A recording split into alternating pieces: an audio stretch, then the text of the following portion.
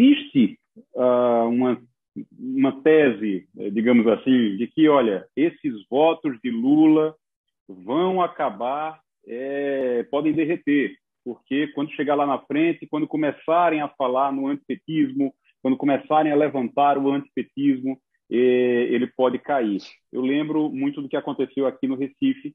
Lula foi muito bom para Marília Reis no primeiro turno da eleição do Recife e muito ruim para Marília Reis no segundo turno. No primeiro turno ele ajudou a levantar, no segundo turno, quando veio lá o antipetismo e isso foi utilizado contra Marília Reis, ela caiu.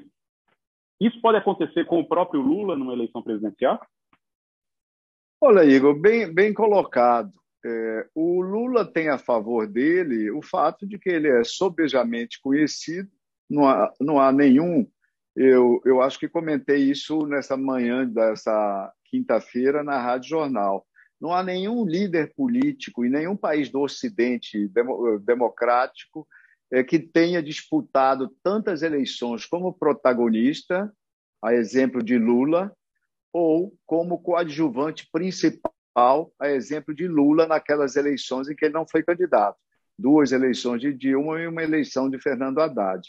Ou seja, ele participou participou ativamente no palco, né, com destaque nas 8 eleições presidenciais que nós tivemos nessa chamada Nova República, que é a sexta fase republicana brasileira. A rigor, a sexta república que o país desfruta.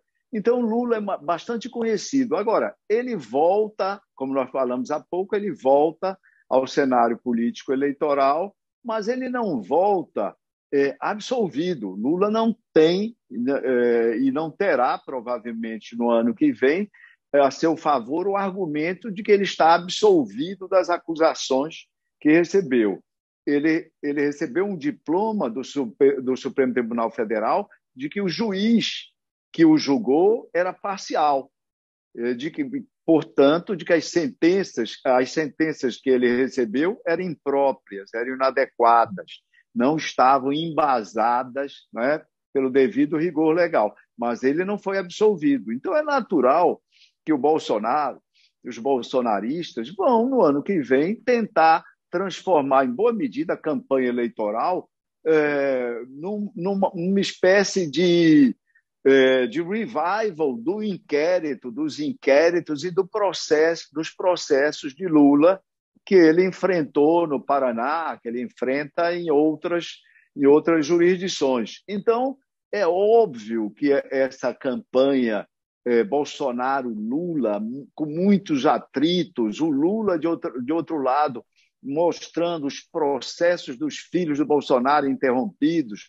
do próprio Bolsonaro, tudo isso provavelmente irá nos levar a uma das campanhas de mais baixo nível. Baixo nível, eu estou dizendo o seguinte, porque as discussões escapando à dimensão política e escapando para baixo, abaixo da linha da cintura, como se costuma dizer, dos contendores. Eu acho isso alguma coisa lastimável.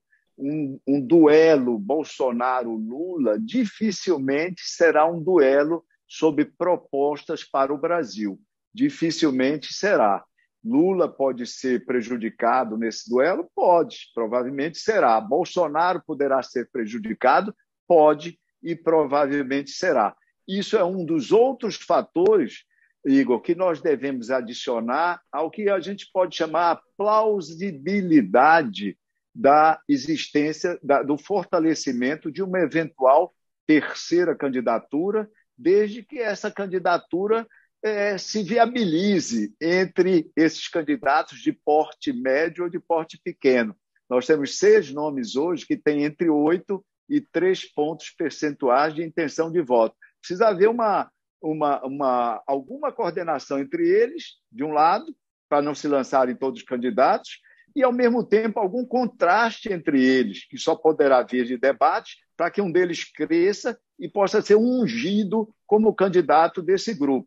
Porque definir isso na coxia, definir burocraticamente, definir entre os caciques da política, definir esse nome, provavelmente não dá certo. esse nome, em última instância, Igor, eu acredito muito, só virá a ser definido pelos eleitores.